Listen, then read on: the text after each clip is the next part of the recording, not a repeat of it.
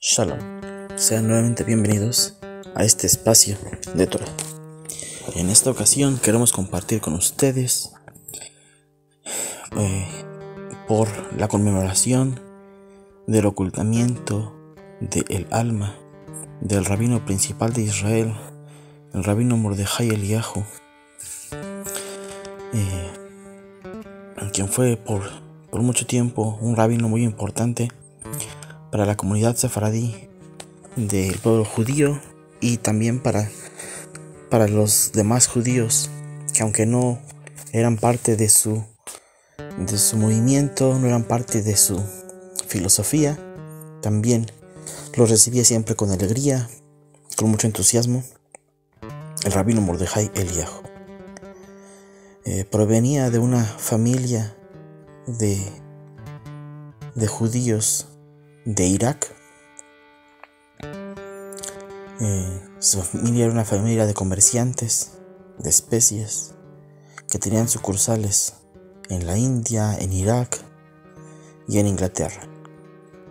Su padre era el hijo único de sus abuelos, el rabino Salman Eliyahu, y fue enviado a la Universidad de Oxford a estudiar medicina.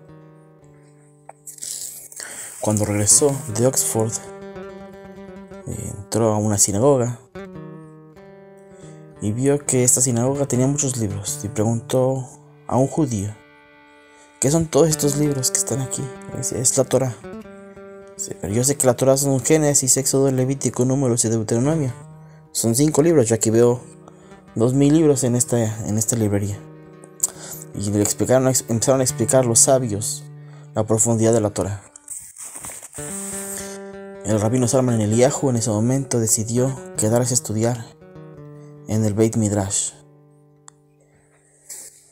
Su familia, su padre, sus tíos, que lo tenían en una muy alta estima y que venían a tener un futuro diferente para la familia, rompieron relaciones con él, desaprobaban ese estilo de vida para él.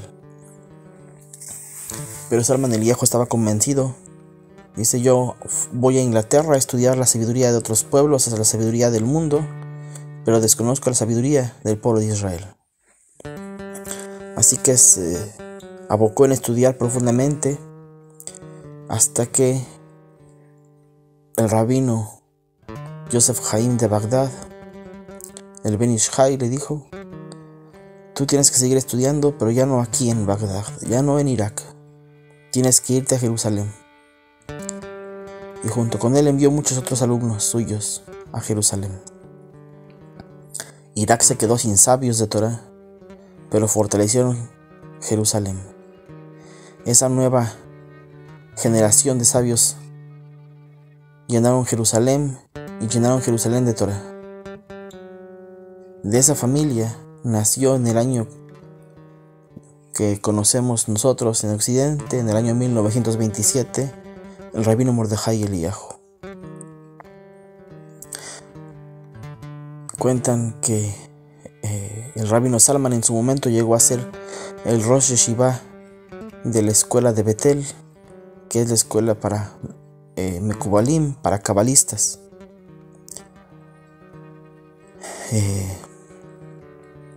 Y así lo fue. A la edad de 11 años, el rabino Mordejai Eliyahu queda huérfano de padre. El rabino Salman Eliyahu fallece y entonces queda solamente a cuidado de su madre, él y sus hermanos. A pesar de la escasez de alimento que había, como he contado en otros videos, en esa época en la que Israel era una provincia turca, en la que la escasez era la generalidad, el rabino buscaba la forma también de apoyar a su madre con un poco de comida.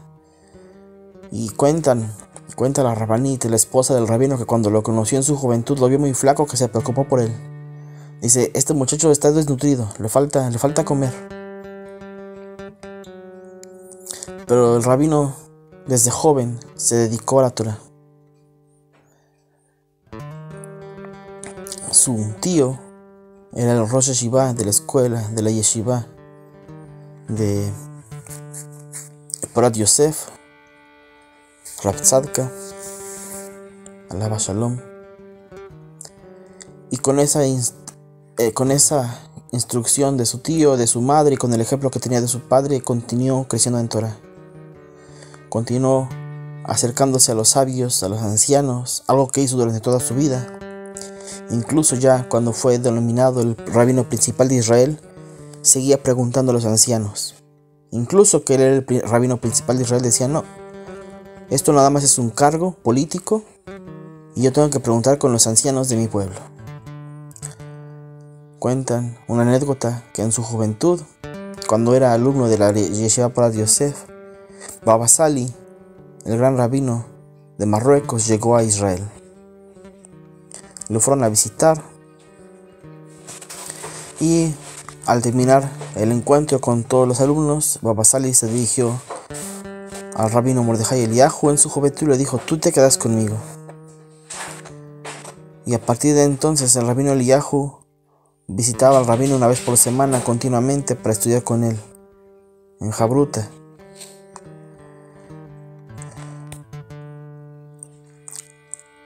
No es en balde que su relación con el rabino Israel Abuhatzira Baba Sali fue una relación muy profunda. Se veía y se sentía el amor que el Baba Sali tenía por él, a tal grado que cuando al rabino le nombraron para la candidatura de ser rabino principal de Israel, él la rechazó. Y uno de los rabinos que le dijeron: tú tienes que ser rabino principal de Israel, fue el Baba Sali. El rabino cuenta que si el Baba Sali no le hubiera dicho, y también el Rabbi Yitzhak Kaduri no le hubieran dicho: tú tienes que ser Rab Rashi de Israel, el rabino principal, él no lo hubiera tomado el cargo. Pero porque sus rabinos le dijeron: tú tienes que ser el rabino principal de Israel, él tomó el cargo.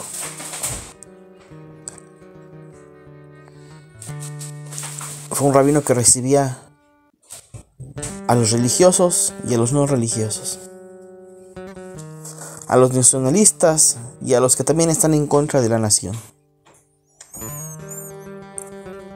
a los que usan una kipa chiquita o grande, con barba o sin barba. No distinguía entre judíos, él veía almas judías. Y ese legado lo dejó el rabino Mordejai Eliyahu. Visitaba, como todos los rabinos principales de Israel, todo el país, pero también viajaba al extranjero. En una oportunidad cuentan que viajó al continente americano, viajó al Cono Sur, y estando por allá el presidente de Brasil lo quiso conocer. Lo concertaron una cita con él, hablaron. Y al final el rabino, el presidente de Brasil le dijo al rabino: rabino, ¿hay algo que pueda hacer por usted? ¿Le puedo ayudar de alguna forma? Y el rabino dijo: sí, ahora que lo mencionas, yo sé que tienes una buena relación con el presidente de Cuba, el dictador de Cuba. Yo sé que hace mucho que no entra una delegación judía a Cuba. Yo quiero saber cómo viven hoy los judíos de Cuba, qué les hace falta, cómo están, cómo se sienten. ¿Puedes conseguirme una cita con él para que yo pueda entrar a Cuba? El presidente de Brasil en aquel entonces